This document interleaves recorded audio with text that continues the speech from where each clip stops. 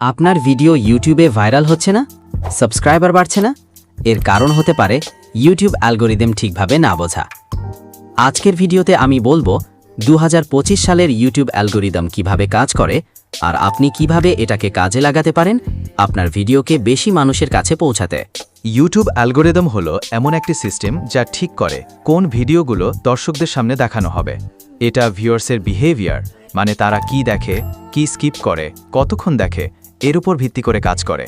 ঠিক 2025 সালে YouTube algorithm কিভাবে কাজ করে, মূল ফ্যাক্টরগুলো হলো অডিয়েন্স রিটেনশন, অর্থাৎ দর্শকরা কতক্ষণ আপনার ভিডিও দেখছে।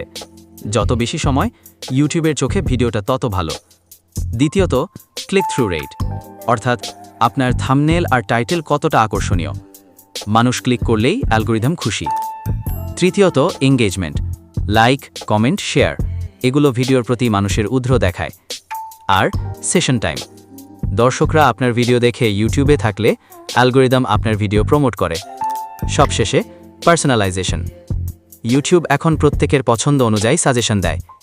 এই ফ্যাক্টরগুলো মাথায় রাখলে আপনার ভিডিও বেশি মানুষের কাছে পৌঁছাবে। হোম ফিড, ইউটিউব হোম পেজে ভিডিও সাজেশন হয় বেসড অন হিস্ট্রি।